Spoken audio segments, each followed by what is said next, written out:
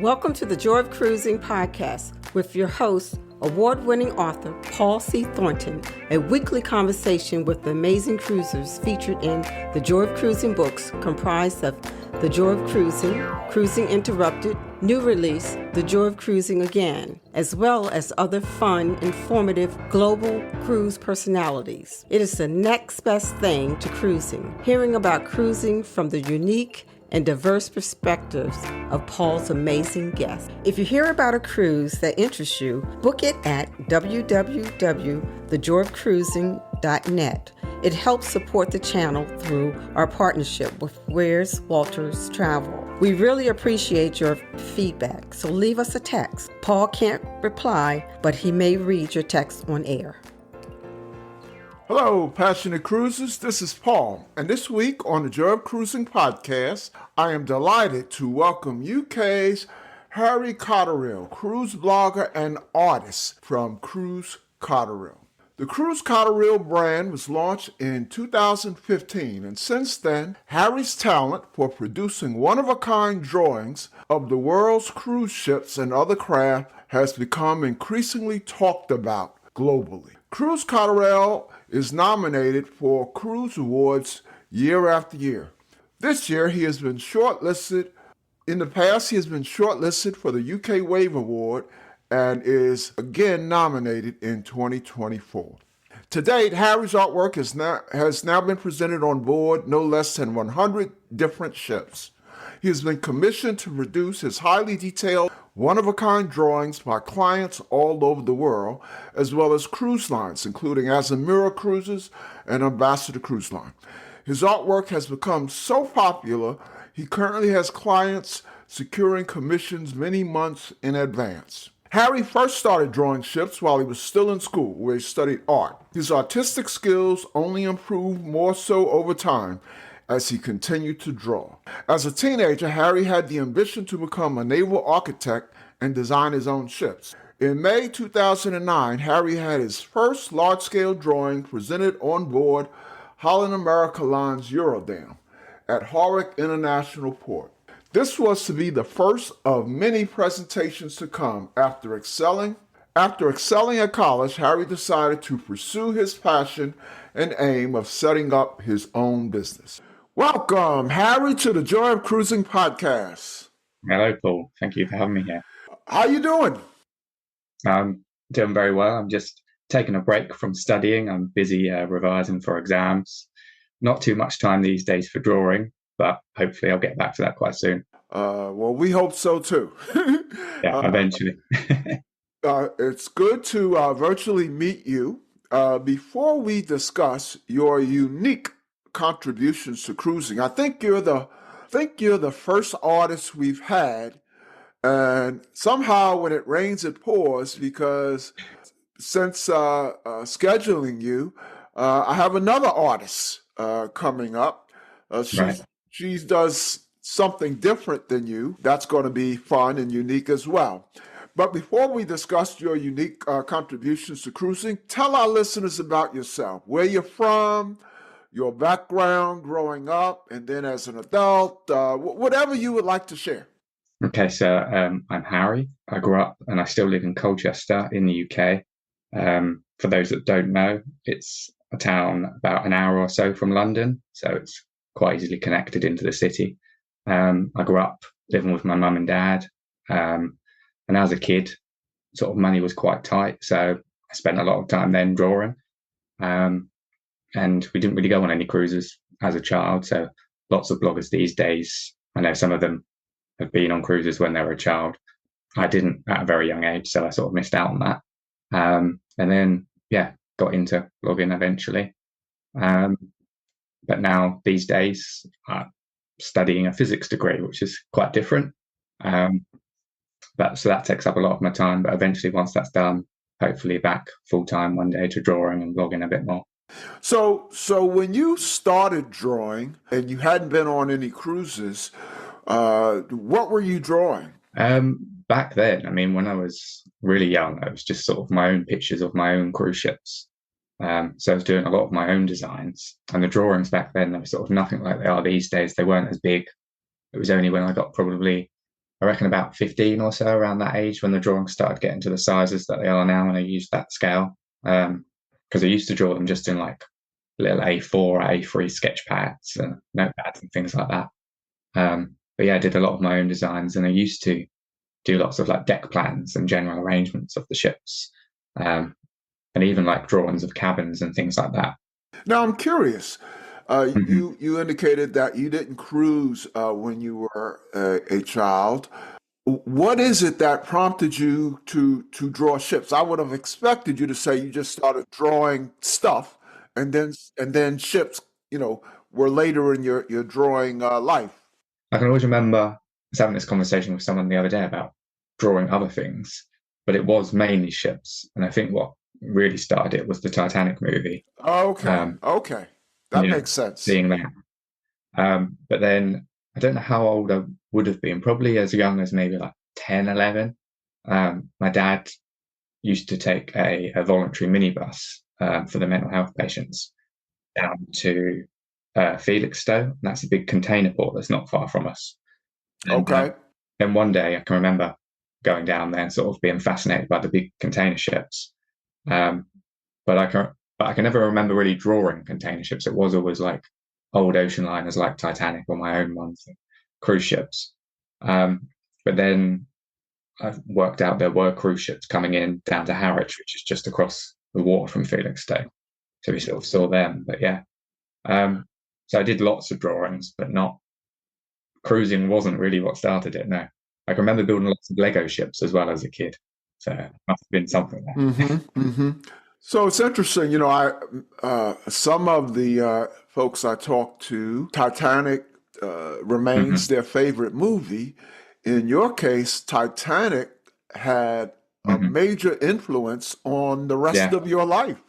How'd you like the movie? It's quite long. Uh, my friends always joke and say, like, whenever I sit down, or I remember at uni a few years back with my new flatmates, none of them had ever seen it. So I don't know if that's like obviously they'd heard of Titanic, but I don't know if that's a generational thing now, that my generation that's that bit older perhaps grew up watching that movie, and these days younger people haven't seen it. So, So I was going to ask you, is cruising what motivated you to draw ships? And clearly it was not. So let's talk about your cruising background. When and what ship was your first cruise? my first cruise was on board Queen Mary 2, but prior to actually going on that cruise, I'd been on, I'm trying to think, 3 or 4 ships for ship visits. But Queen Mary 2 was the first ship that I visited. Um, and that was, Okay. I mean, I probably should have mentioned as well about getting motivated into cruising from drawing as well. Um, I watched a documentary about building the Queen Mary 2.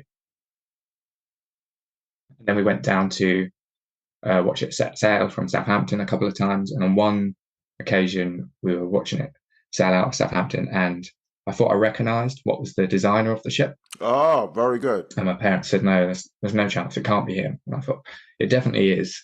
So once the ship had gone past, and he got this huge flag out and waved for the ship and happened to sound his whistle. So it was like, it probably is him. Eventually, my mum took me over to him, and we spoke, exchanged contact details, and he promised one day to get us on for a tour of Queen Mary 2. So about 2 or 3 years later, we eventually got on. And then I had a visit on board. I think it was an old Thompson ship, maybe Celebration. And that was just down at our local port. The port manager there knew us because we were always down there watching the ships come in and out. And eventually one day he arranged with the captain and said, do you want to come on for a quick look round? And then I think we did Ventura just before it set sail with P&O and Royal Caribbean's Independence of the Seas. So other than the Thompson one, they were all quite big ships.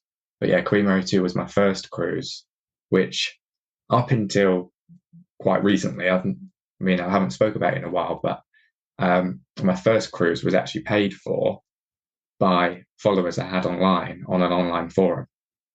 And I had to kind of keep it a secret because they asked me to.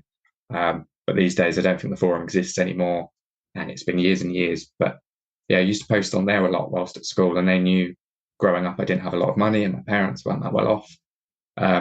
So they got together and they paid for me and my dad to go on a 2-night cruise on Queen Mary 2, just from Southampton to France and back. So that was the first ever trip we did. Wow, that is a wonderful story. An online forum paid for you to go. I mean, you didn't know other than your interactions online, you didn't know any of these folks? And most of them were from America, but there was one main guy lived up north in the UK, and I think it was his idea because he'd gone on lots of Cunard cruises. And I think, we'd met him once as well. And when I was younger, I used to, before I got on lots of the ships myself, I'd ask people to take the drawings on for me as well.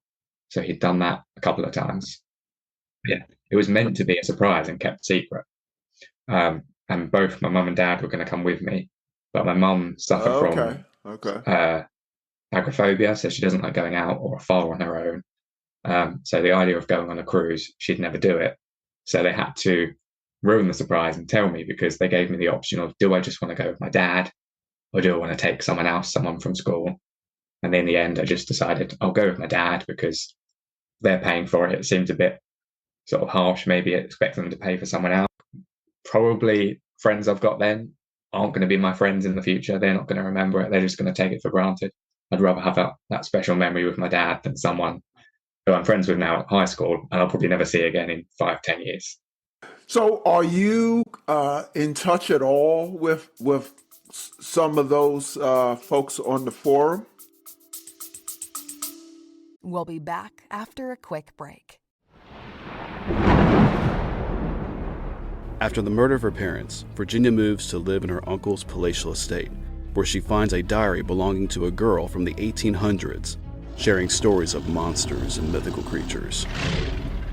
Not long after, she finds herself entangled in a 2,000-year-old saga, where the very beings she reads about try to kill her while others risk their lives to protect her. Subscribe to the Odysseys of Aletheia podcast and join the epic saga today.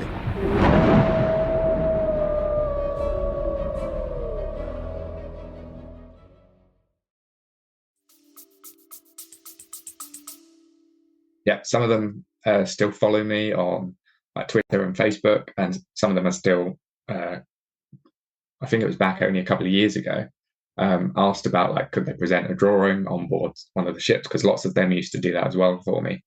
So talk about that first cruise. What were your impressions? I mean, obviously I'd already been on the ship, but yeah, the first impressions of... You had been on the ship with the tour. Yeah, the visit, which must have been, I think that was in 2007, and the cruise was in November 2010. Okay. But I can remember just sort of the sheer size of Queen Mary 2. It's not until you're right up next to the ship that you realise just how massive they are. And obviously Queen Mary 2 is a really, really big ship. And I think obviously the difference between her being an ocean liner, but she's got a lot of higher ceilings in the big public rooms and the big corridors that cruise ships don't have, and there's a lot more space. Lots of cruise ships tend to, especially these days, cram in as many different venues as possible. She seems to have lots of big public rooms, like the atrium and the big central corridors, the Queen's room, the ballroom, and that, and loads of deck space that isn't full of hot tubs and stuff everywhere. There's all the space up on the top decks and the wraparound promenade. So it was a lot more traditional, but yeah, really just struck by the size of it. And did you get hooked on cruising, or was that, you said it was only a 2-night cruise, right? It was only a 2-night cruise, and the weather was awful. And it being November, it was just dark. So it was dark by the time we set sail, because the sun probably set at 4 o'clock. And like a lot of cruise ships do, we set sail late, I think. I can just remember it being really windy and quite rough. And then in France, I can't remember if we got off the ship. We must have done, but I don't think we did much. And Cherbourg, it's not the most scenic of ports, I don't think. But I still enjoyed it. And then we ended up booking another 2-night one, because then I thought, right, I've done this. Maybe I can save up and do another 2-night one. Because when I thought of cruises before, generally people, think of going to the Norwegian fjords or down the Med and really expensive cruises, and thought maybe I could save up and do another little 2-night one. So my parents looked into the idea of it and they said, well, if you book it we can afford it, maybe we'll do it. So we booked that. And then before we'd actually booked that one, we'd planned to really try and save up for my 18th birthday, which coincided with Cunard were doing a special sailing from Southampton with all 3 ships. And that was because it must have been the Queen's, or our late Queen now, the Diamond Jubilee. It was back in 2012. So I thought it'd be a really good cruise to do. It's on my favourite ship. It'd be 5 nights, so we'd see a few more different ports. I think it went into Rotterdam, Cherbourg again, maybe, Le Havre and Zeebrugge, maybe. But the weather was awful on the first day. So they were meant to have fireworks and the red arrows, but they were all cancelled. 3 ships sailing in the morning, which was really good. But yeah, and then the weather the next day was somehow dramatically better. So it had gone from like 9 degrees in the middle of June, which is almost summer here in the UK, and the next day it was like 24 degrees and sunny. And then I think in Rotterdam it was up to like 30 just 2 days later. And then we had a storm on the way back, and then the day after that it was a mill pond. So we had like complete extremes of weather, from cold, rain, wind, sunshine, and calm. But yeah. So that was for your 18th birthday.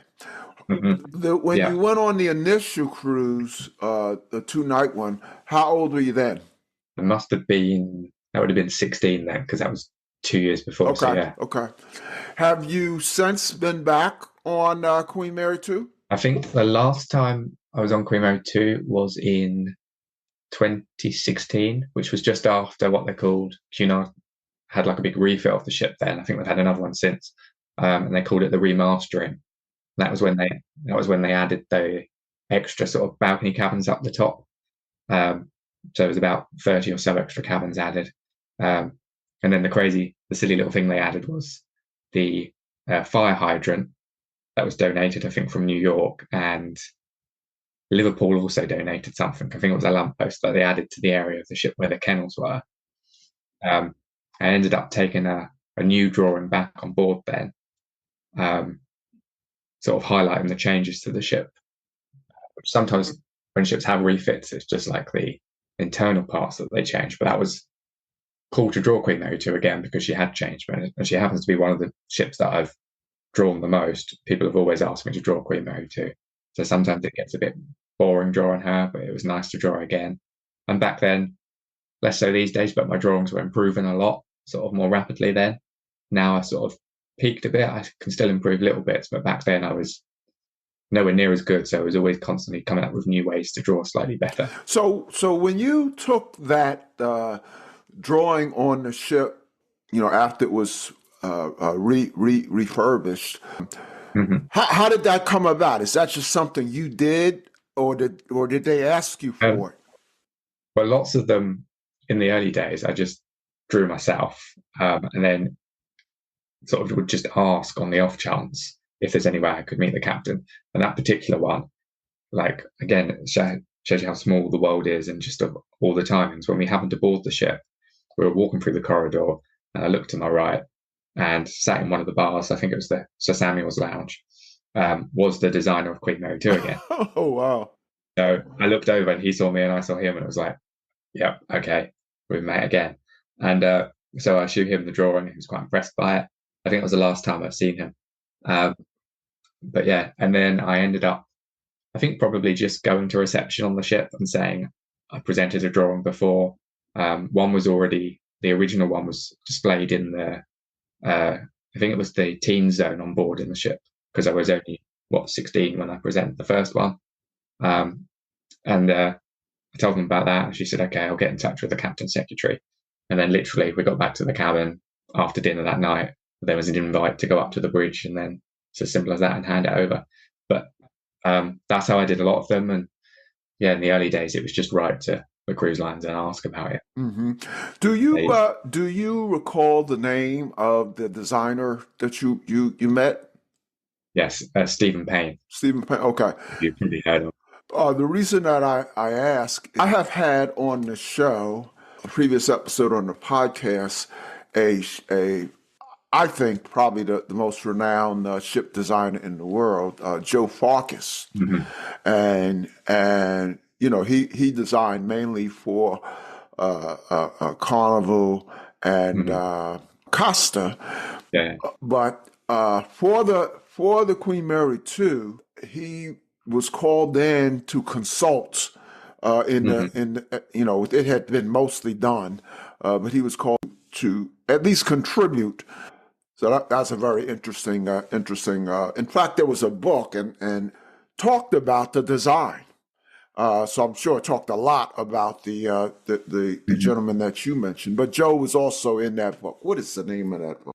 So yeah, Joe talks about how Mickey Arison asked him to look into a few issues that they had in the process of building Queen Mary 2. And he did. And he said, in the commemorative book by John Maxstone Graham called Queen Mary 2, The Greatest Ocean Liner of Our Time, Mickey Arison gave me full credit for what I did, and so did Maxstone Graham, which was very nice of them. Yes.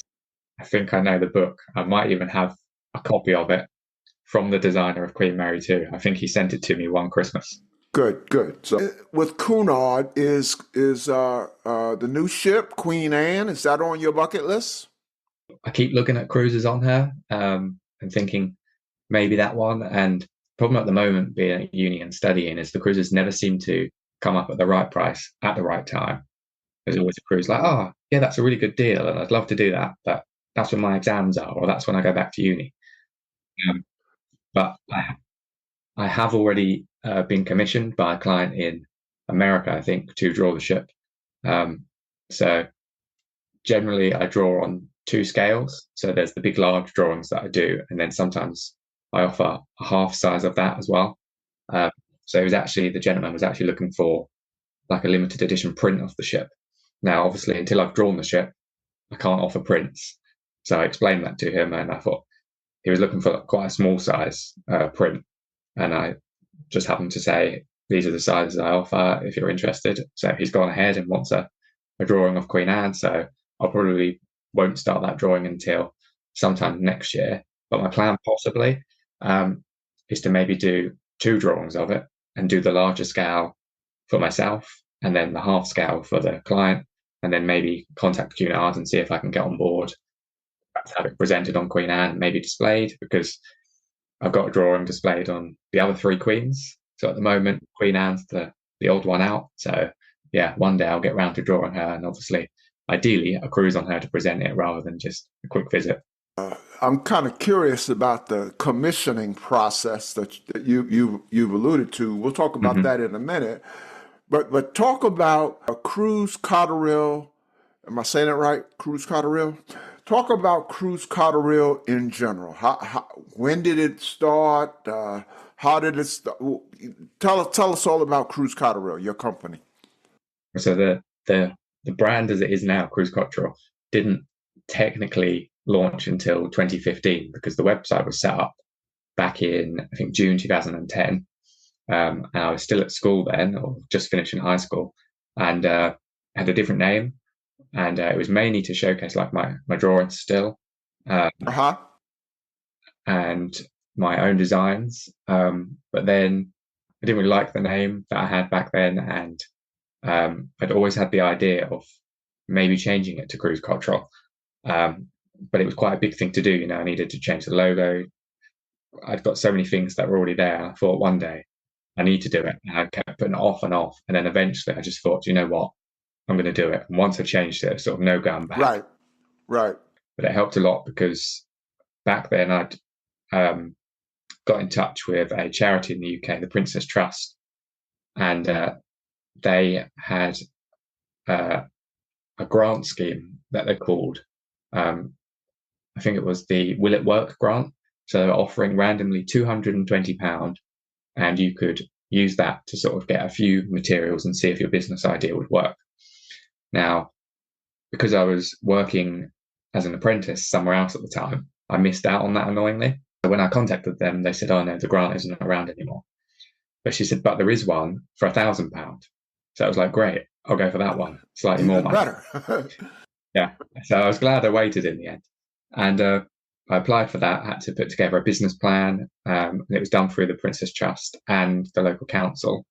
And then I had to pitch the business idea to them, and they were worried that perhaps it wouldn't work, and I wouldn't sort of bring in enough money. And I remember sort of being encouraged to not lie to them, but stretch the truth a little bit. And one of them asked, "Can you draw anything else other than ships? Like, can you draw planes and trains and stuff?" I mean, I probably could, but I've never really done that. So I was encouraged, like, just say yes, and then they'll give you the money. You won't have to. But I said yes, and then had to step outside for a minute, and then they welcomed me back in, and they gave me the £1,000. And then that was when I launched the new brand, then basically Cruise Cotterill.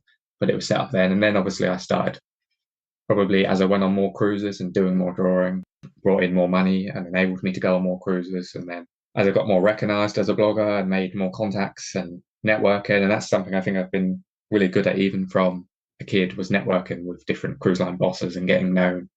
And then, I was sort of able to go on more cruises and stuff like that, and started blogging, doing reviews. I've never quite got to the stages of lots of other bloggers that you had on the show, like who have YouTube channels. I'd love to do that one day, but it's a balance of how much drawing can I do and blogging. So obviously normal bloggers, some of them have full-time jobs alongside blogging as well, and others have taken the step to just blog full-time now. Right. But yeah, studying, as I say, is my big time at the moment. But then hopefully in the next couple of years, maybe I have to start YouTube, or people have always said like they'd love to see time lapses of my drawings as well. So there's lots of ideas that are coming.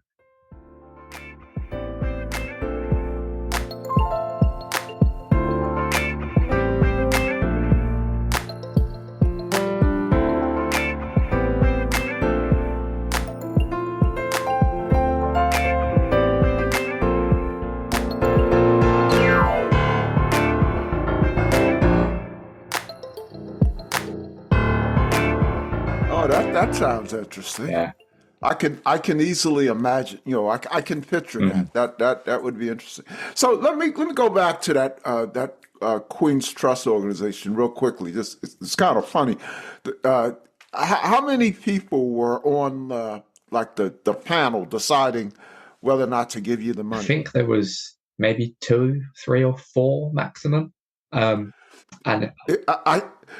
I sense that none of them were cruisers. Probably not. No, I mean, a long time ago, but I don't think many of them had probably been on a cruise now. I mean, we didn't really speak much about cruising. It was just like, can you draw this? And I don't think the meeting was even that long. It was 5 or 10 minutes of, this is my business plan. Is it going to work? Maybe. We'll give them the money. So. Okay, so continuing to talk about Cruise Cotterill, without naming names, Harry, what type of clients order drawings from you? I mean, at the moment, all sorts of people, from like people who have been on cruises, passengers, fans of cruise ships who have never even been on cruises again, and then even up to most recently, I've just been commissioned by the son of a billionaire of a cargo company, which I won't name.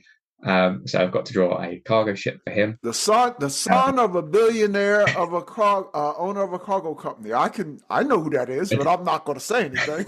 I didn't realize that at the time, and then I saw the name and was like, that makes sense. And then we discussed more on the phone about what exactly it is he wants me to draw. But yeah, so that'll be an interesting one. I've drawn some cargo ships before, but yeah, this one's slightly different. And then ex-captains, current captains, current crew members, former cruise members, so sort of anyone and everyone, really. Again, without naming names, well, the son of the billionaire is pretty, I guess that's the answer. I was going to say, who's the most interesting, notable? Who's the most notable, again, without naming them, person to commission you? I had a former cruise line boss of, let's say, a Royal Caribbean brand, but not Royal Caribbean, commissioned me when they purchased a ship from another company, and the particular ship was refitted in Belfast in Northern Ireland, and they actually got me to draw the ship again as a gift to the shipyard to thank them for refitting the ship.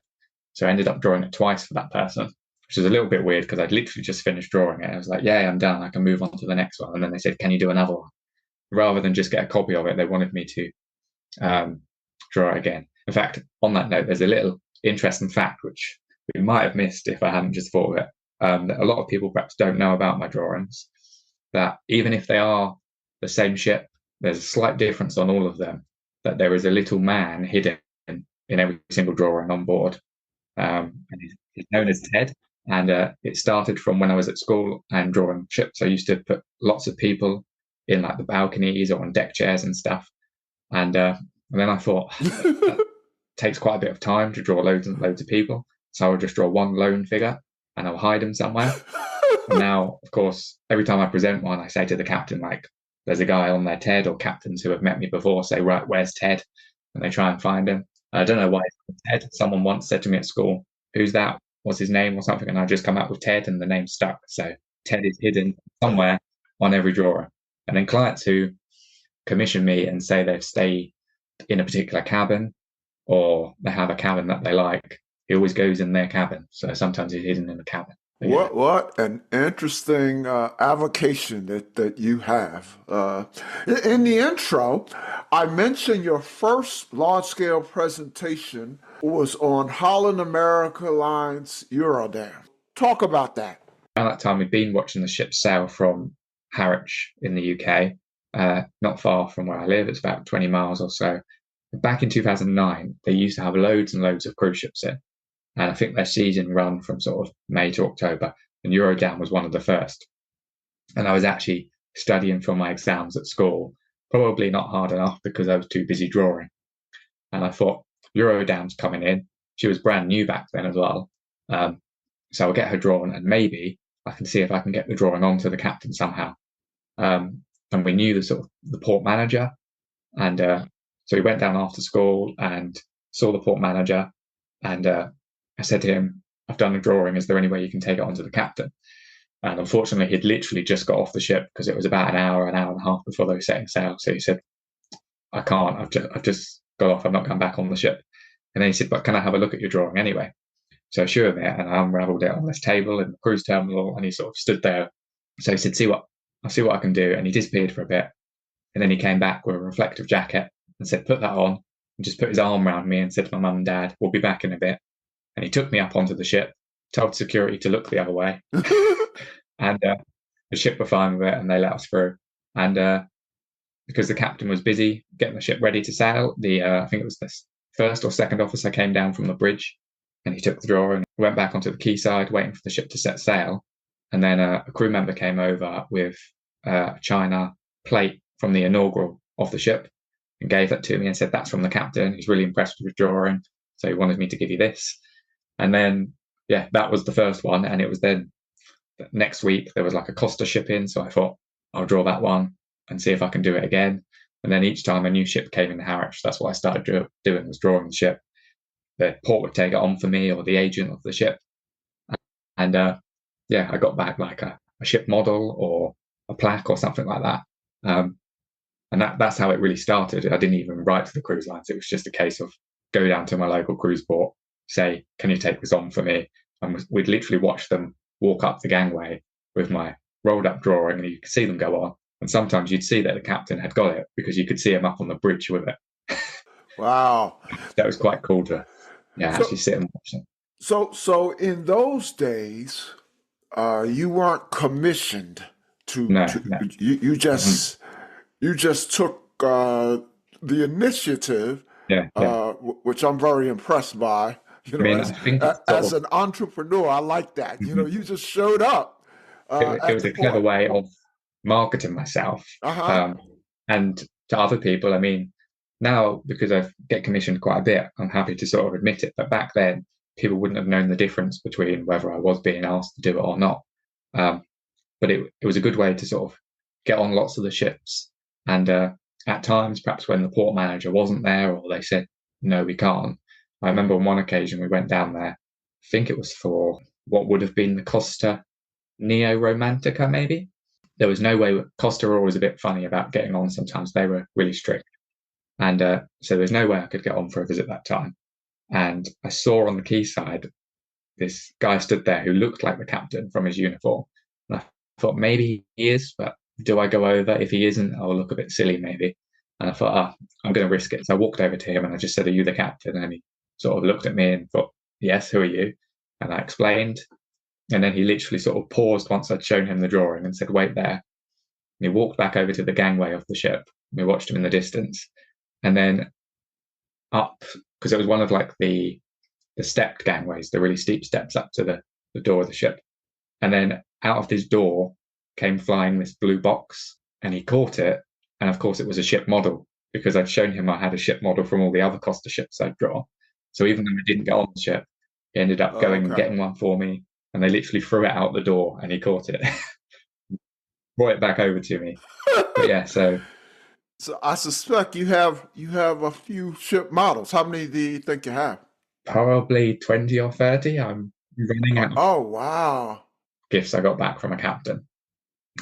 Was on, I think it was Norwegian Getaway. I'd already met the captain on board Norwegian Breakaway, I think, a year or two earlier with my dad. And went up to the bridge, and sometimes I am cheeky. If they don't offer me a ship model, I will say, "Is there any chance I can have one?" Might seem a bit cheeky, but I have spent a week or two of my life drawing the ship for them. Not that they've asked me to, Right. but they're expecting it. And sometimes, I mean, I don't think they've ever said no, or I haven't got one, so it works. But on this occasion, the captain said, "Yes, that's fine. I'll arrange it. We'll get one sent to the cabin." And then he said, "What are you doing for dinner tonight?" And I just said, "We're probably going to go to the main dining room or the buffet, maybe." And this was only a short one-night cruise. And he said, "Well, if you want, you can go to any speciality restaurant tonight. Yourself and your friend can go." And then he said, "Is there anyone else on board with you who would like to go?"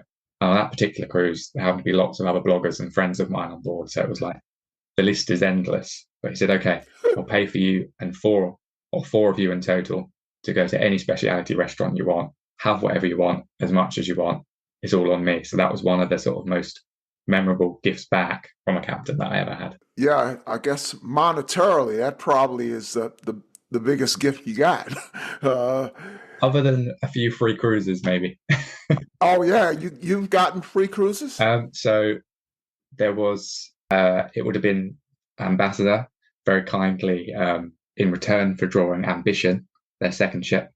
They invited me on a little 3-night cruise back in December. And that came about because maybe a couple of summers ago now, I started drawing Ambience, their first ship, and thought hopefully I'll get a cruise on it one day, in between sort of uni during the summer term. It didn't happen, so I never finished the drawing either. And then last summer, the lecturers were on strike, so we didn't get our exam results that quick. So I had lots of time to sort of not study, because we weren't sure if I'd even be going back to uni at that point, because we weren't getting the results. So I eventually finished the drawing and asked Ambassador if I could come on and present the drawing, and they were happy for me to. And whilst we were on Ambience, the captain happened to ask, had I drawn any of the big Royal Caribbean ships, or like the Norwegian ships? And I said yes. And Ambience happened to be number 97 that I'd had my ships drawings presented on, the 97th ship.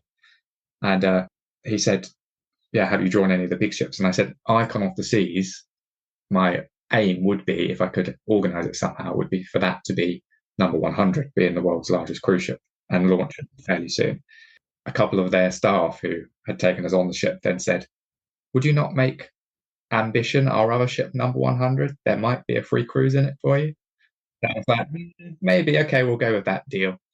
So the difficulty then was finding number 98 and 99 before number 100. But I did get there. I managed to, well, a very kind gentleman who's commissioned me to now draw 4 ships, had commissioned me to draw Carnival Glory. And he's cruised on it dozens and dozens of times. And it was leaving its home port. I can't remember where it was now. And I think it was being replaced by the new Mardi Gras.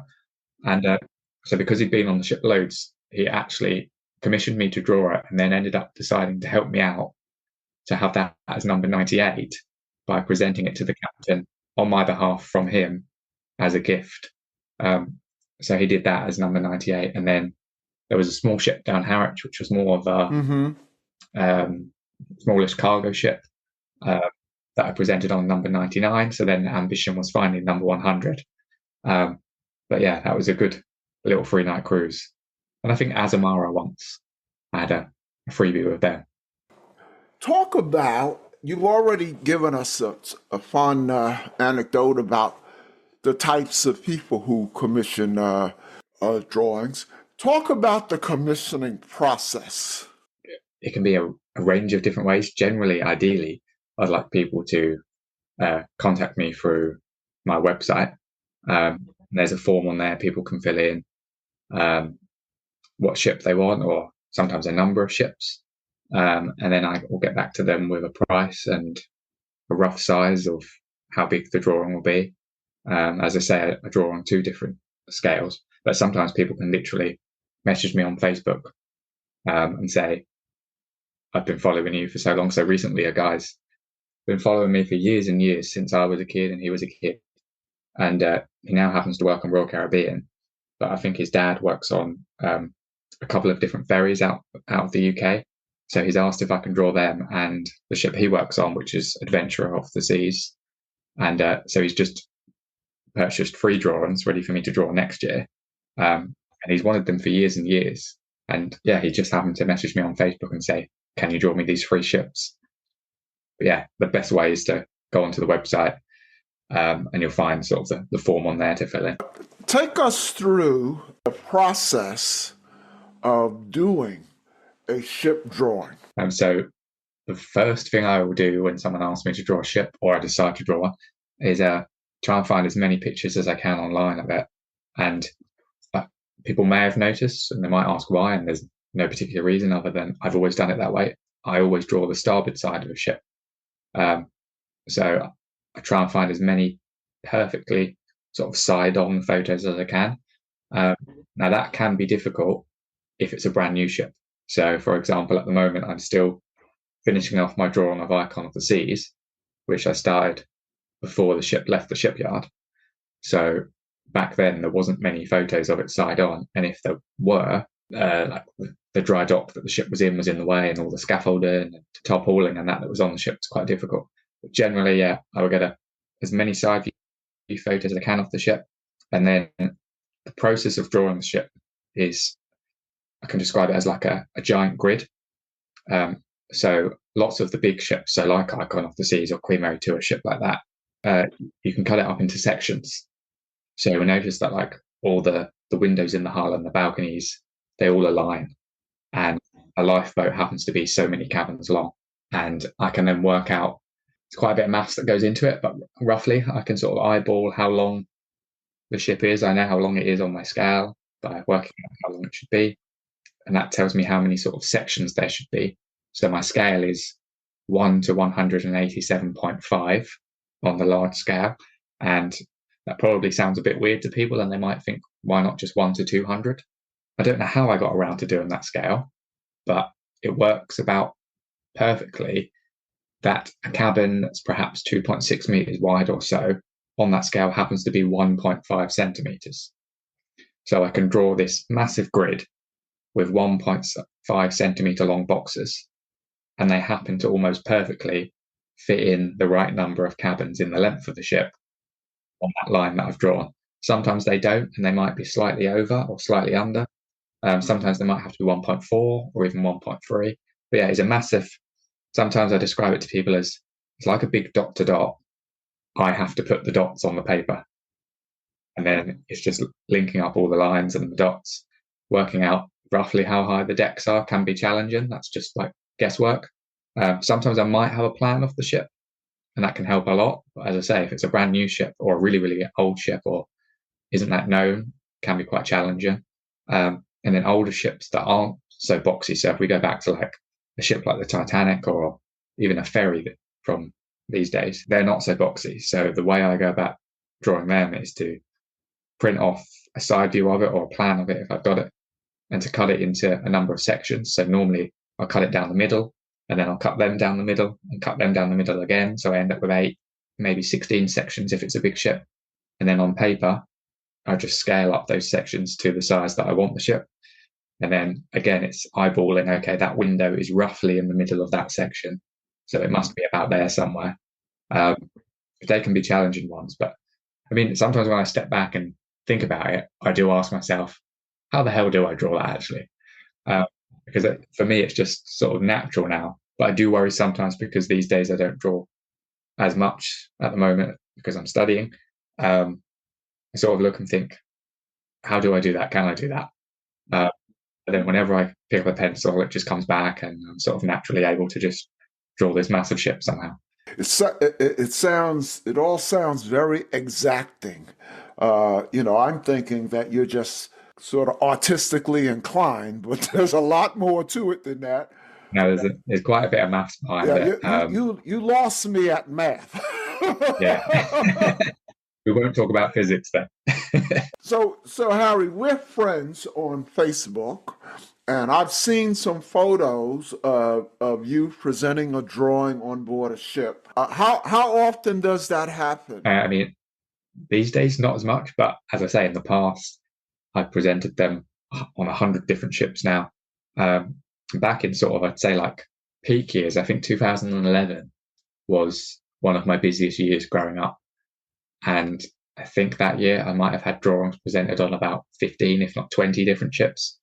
So there's lots of ships I would visit, or as I mentioned before, people would present them on my behalf. So I'd contact people from the forum that I was in touch with still then, or again, even crew members that I had as friends on Facebook again, and ask if they could present it on my behalf. But often it's just using contacts I've made growing up through networking and asking them if there's any way I can come on the ship, present it, and trying everything. So sometimes in the past, some of the big cruise lines have said, no, we can't have you on, there isn't space. If there's like been an inaugural sailing when they've had bloggers and influencers on the ship, or they let me on, but there's no chance the captain's going to be free because he's really busy with interviews and stuff. So I've gone, right, I'll try and find the captain on Facebook or LinkedIn. And I searched him and I've come up and I sent him a message and he said, yeah, you can come on. Just like that way, literally finding the captain on Facebook and messaging him, or on LinkedIn sometime. So to get on some of the Costa ships in the past that people have said no to, I just happened to message someone on LinkedIn and say, is there any way I can come on and visit the ship? And yeah, sometimes they get back and say no, but you try again and you try asking someone else. So then eventually I get on the ships. But yeah, presentation wise, even in the past, I've just been on board the ship, gone to reception and asked, can I meet the captain, and explained what I do. And that generally people are always quite interested in what I do. So I think that helps. And it's quite unusual and perhaps a request they don't get. You might get requests to go to the bridge all the time, but perhaps not like that. And then on other occasions, I remember it must have been back in about 2018 time. I'd met the captain on board the old Marco Polo, one of the cruise and maritime ships, and presented a drawing to the captain on there. And it must have been 3 or 6 months later or so, we were on another of their ships at the time called Astoria. The ship had just come back from sort of its winter season, I think. So CMB chartered the ship, didn't own it. So all the crew were sort of being tested and made sure they knew what to do because it was the first cruise back with that company. So just after our muster, the crew were having a secret muster under one of the lifeboats, and most people were inside, but I happened to spot that the captain was out on the deck. Now, he was quite sort of a stern, strict, traditional captain, and he always seemed quite scary, so you wouldn't speak to him. And I remember on Marco Polo, when the photographer came to the bridge to take photos of the presentation, we collected the photos from reception because they kindly gave us some copies of them. And the receptionist said, how did you get the captain to smile? Because he never smiles, so you must have... I always remember that. And then, yeah, on the story, the captain was out on the deck of the ship, sort of making sure the crew knew what to do, and they all looked really scared, and he was telling them to line up and do this and make sure they knew. And so I thought perhaps not the best time to go and approach him. I waited till it had ended, and then I walked out, and I literally sort of elbowed him because he was about to walk off. And I said, do you remember me? I gave you a drawing on Marco Polo. And I expected him to sort of look at me and think, no. And he said, oh, yes. And he said, have you done another one? And I said, yeah, I have. And I know you're busy now, but is there any way I can come to the bridge and present it to you? And he said, yeah, come with me right now. and we just went up to the bridge straight there. So it was literally going up to the captain and asking. And he Wow. wasn't actually in command that time. I think he was just helping them get the ship ready. So we went and met the actual captain on the bridge. And then they ended up giving us an amazing, like our own private sail away from, I think it was Antwerp later in the cruise, on the big bridge wing that on those old ships is sort of open. So we had our own sail away up there. All the officers came up and met us. So if I hadn't asked, I wouldn't have got it. So sometimes it's just a case of asking things. Well, you know, you have some pretty good stories, and meeting you've met. It sounds like a lot of captains. Captains sound like tough. They have tough exteriors. But I've had a couple of captains on the show, and I guess they were on their best behavior because they were great guys. In fact, one of them lives in a neighboring town, and he was in the book, the book I showed you as well. I had a feature on him, and then he's also been on the podcast. And he lives in a neighboring town, so I've actually gone out to lunch with him and did some of my interview over lunch.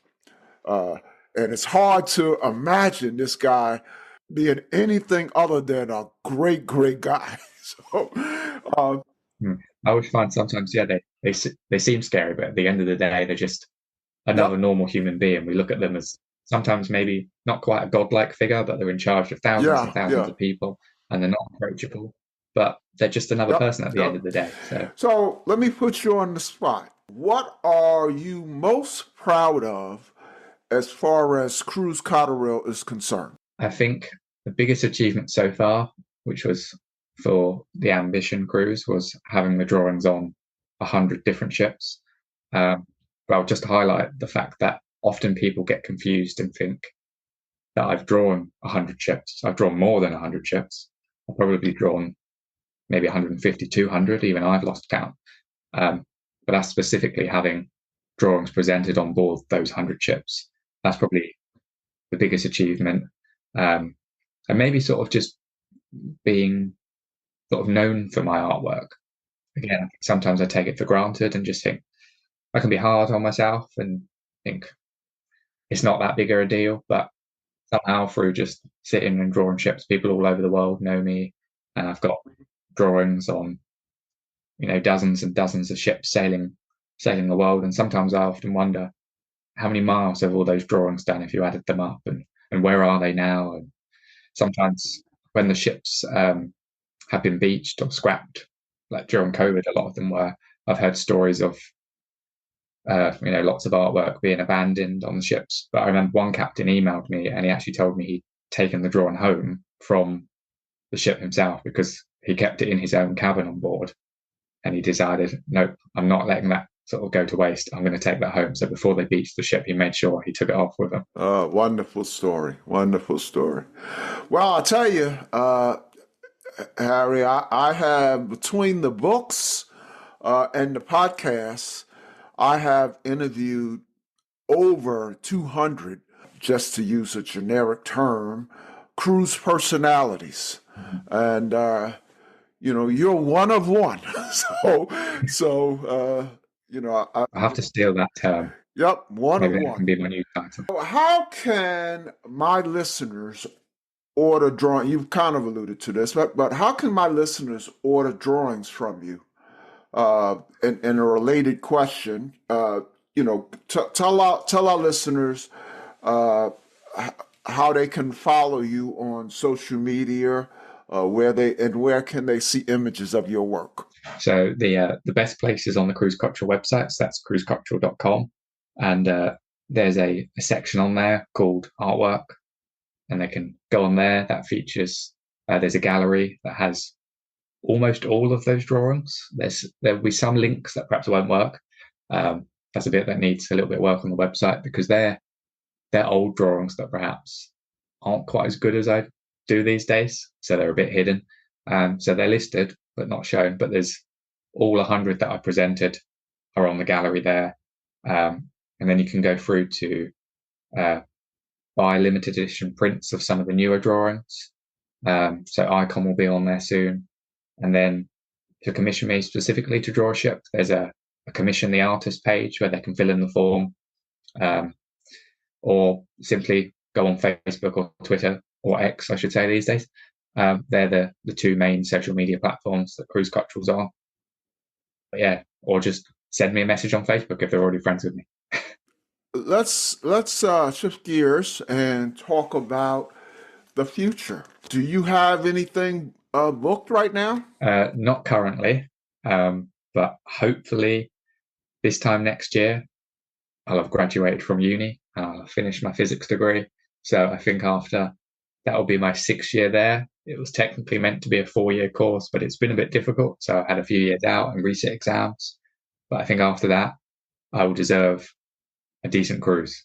So maybe back to the Norwegian fjords, I reckon. That's one of my favourite destinations. So probably back there, or even further afield if a good price comes up.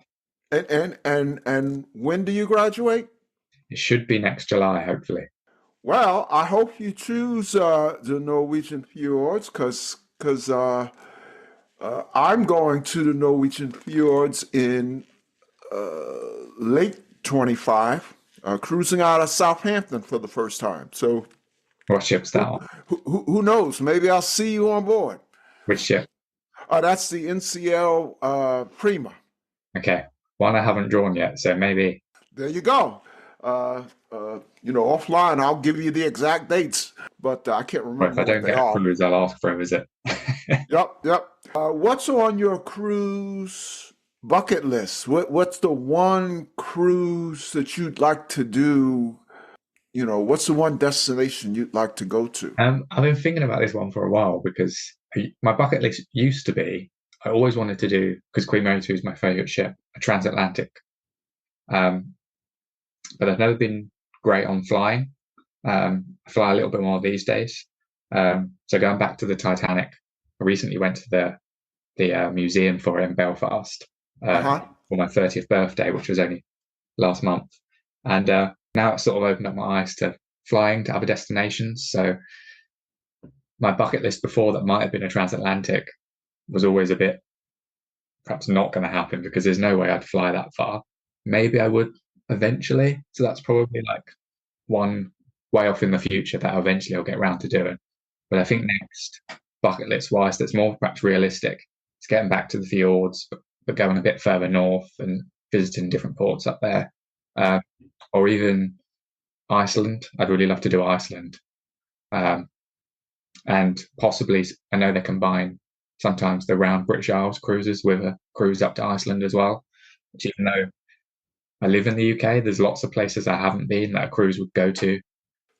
Well, that cruise that I mentioned on NCL Prima, it's also going to Iceland. So There you go. it's checking off the boxes, Harry.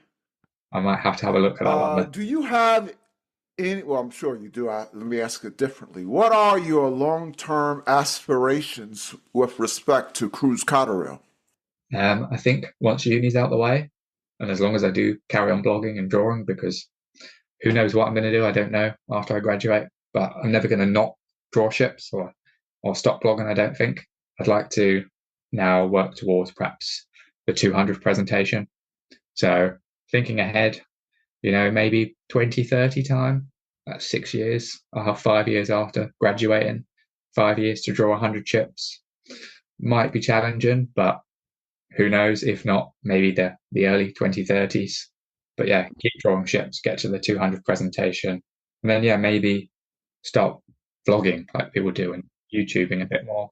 This can be a bit daunting, doing a podcast, and I don't like the sound of my own voice, and the idea of watching myself on YouTube videos is terrifying. But I've been on TV before, radio and stuff. I always just go along with it and say, yep, I can do it. And then once it comes to it, you've got no choice, you have to. So I think I could do YouTube, but it's finding the balance of time and things like that. But there's lots of plans and things in place for what I can do after uni with respect to growing Cruise Cotterill and sort of improving it. But yeah, definitely drawing more and more ships. You say you've been on TV before. Was that in conjunction with Cruise Cotterill? Yeah, that was for, I can't remember what the channel was, but it was back in about 2016. It was a full hour-long interview. I think this series was called The Blogger's Guide to Cruising, I believe, and they had other bloggers on there. That was a little bit scary, but I got on with it, and now I think, well, if I've done it once, I can do it again. So I was also interviewed as well, I think maybe twice, on Queen Mary 2 when I was only 16 and 18. On there, they have I think lots of cruise ships do, their morning TV show. So they had me on there as a guest. And that was literally the case of we bumped into the cruise director. He knew about me. I think he'd seen me on Facebook, and he said, "You're Harry. Do you fancy coming on the morning show?" And I was like, it would be rude to say no, but I don't really want to. But I had to. Great. Well, Harry, before we let you go, a couple of lighter questions, like maybe even fun questions. What's your favorite cruise drink and cruise food? This is where I'm going to be a bit boring because I don't drink. So I will always go for just a soft drink. I started having, I think it's called a strawberry daiquiri mocktail. And that's perhaps one of my favorites. But sometimes it depends what lounge you go on, different ships, as to whether you get the little cherry or the umbrella on top. Sometimes it can be like really boring looking, and other times they can make it look really fancy. But yeah, that's probably my favorite mocktail. And then food-wise, If you like mocktails, and you said a strawberry daiquiri mocktail, so next time you're on a ship, ask for a Miami Vice mocktail. Do you know what that I've is? not heard that. That's a blend of strawberry daiquiri and pina colada. I'll have to try that one because I've had a pina colada, so the two together, I'll look out for that one. But no, food-wise, I'd probably say, because I've got quite a sweet tooth, any dessert. So I love desserts, maybe like a cheesecake or something. But I always hate it. I'm always funny with desserts. If there's nuts on top of them, that ruins a dessert to me. So you can get to the buffet sometimes and there's loads of really good desserts, and it's like, they've ruined it. They've put nuts on top. But you don't have a nut allergy. You just don't like your desserts messed up with nuts. I'm just being fussy. Sometimes if the dessert looks that good, I'll take it and just scoop the nuts off the top. This second question, what's your most wonderful, funniest, or even most embarrassing cruise or port experience? I'm going to have 2 or 3 here, but I'll keep them quite short. So one of the best ones was on my 18th birthday cruise. Back then, we knew we were in touch with the president of Cunard at the time, Peter Shanks, who now is at Silversea. And my mum asked if there was any chance I could sound the horn on my 18th birthday. So I ended up doing that. We're in the English Channel at the time, went up to the bridge and was able to sound the whistle 3 times. So there's 3 different whistles on Queen Mary 2.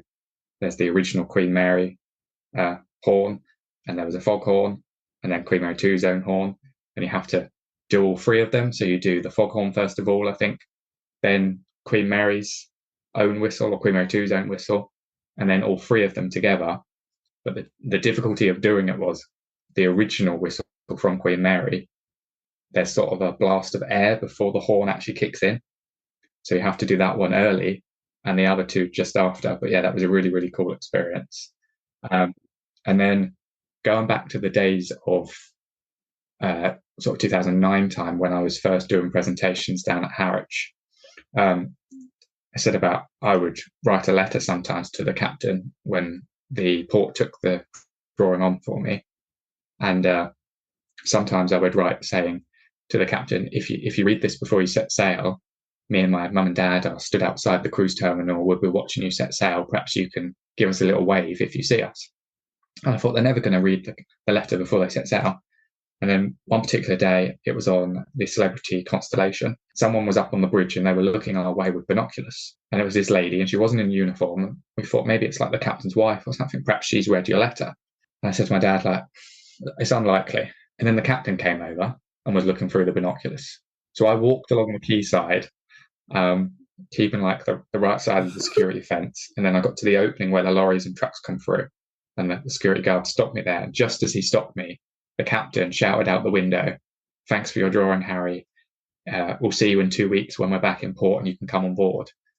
And then my parents weren't paying attention. So they were like 200 meters along the quay and had no idea he'd just shouted to me. So I had to say to the captain, "Wait there. I'm going to go and tell my mum and dad."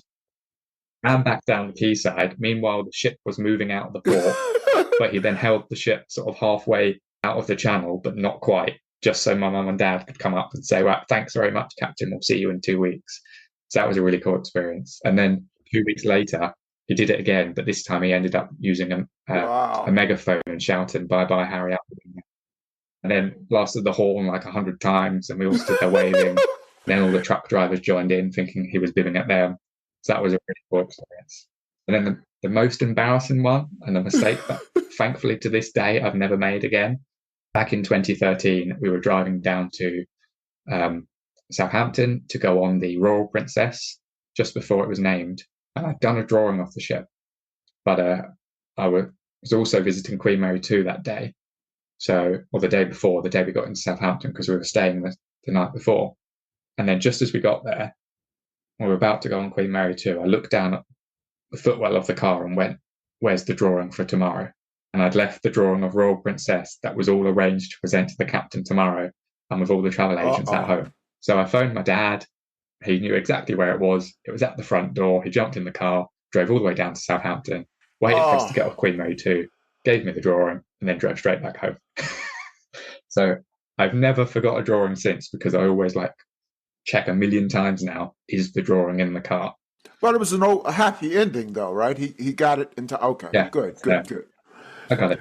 So the final question, Harry, I call this an oddball question. I call it oddball because it doesn't necessarily relate to cruising.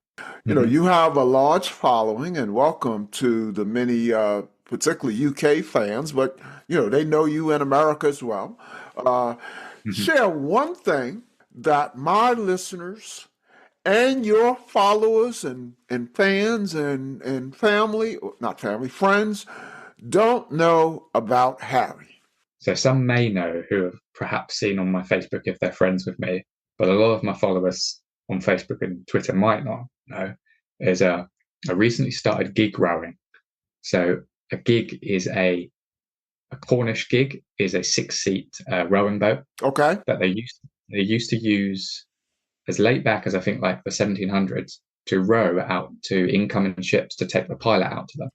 Okay. And boats would race against each other, and it was only the boat that got pilot there first that would get paid. So this was sort of the predecessor to what's called pilot ships. Yeah. Okay. So they used to have rowing boats to take the pilot out to ships. And these originate from down Cornwall, so in the south of the UK. And now there's teams all across the country that row in these type of boats, and they race them. So near where I live in Colchester, in a place called Rowhedge, there are smaller versions of them, 4-seater rowing boats, that are built in a yard near Colchester as well. So we started rowing with them, me and my partner. And at first we didn't think we'd be that good, but we loved it straight away. We were meant to have a 6-week session of training and seeing if we were good enough. And on our 5th week, we ended up racing, only about a 20-minute race. We thought we were going to come last. We didn't. There was a team behind us. And now we've got so good that the club have asked if we would go to the World Championships, which are at the Scilly Isles. Annoyingly, it's next May, and it's just about when my exams are for uni next year, my final year exams. So the timing it couldn't be any more messed up. So unfortunately, we can't do it next year, but hopefully, maybe in 2026, we'll end up taking part in the World Gig Championships. So not cruising related, but it's still on the water. Well, good luck with your newfound pastime. So yeah, it's something different from drawing. Mm-hmm. Well, thank you so much, Harry, for coming on the Joy of Cruising podcast. This has been a lot of fun. All the best to Cruise Cotterill. Good luck on your exams. All the best to you. And as I like to say, we'll see you on the ocean. See you soon. Thank you for having me. The Joy of Cruising and Cruising Interrupted, each $16.99 plus shipping, and new release, The Joy of Cruising Again for $18.99 can be ordered at the link on thejoyofcruisingpodcast.com. For each of the 3 books, use the discount code Joy of Cruising Podcast and get $4 off. The Joy of Cruising books are also available at Amazon. Order the ebook at Amazon or your favorite online retailer. Stay in touch by joining the Joy of Cruising Podcast Facebook group or following the Joy of Cruising Podcast on Instagram. We're constantly adding new shows. Please leave a review and tell a friend about us. We hope you enjoyed this brief escape to the ocean. See you next week.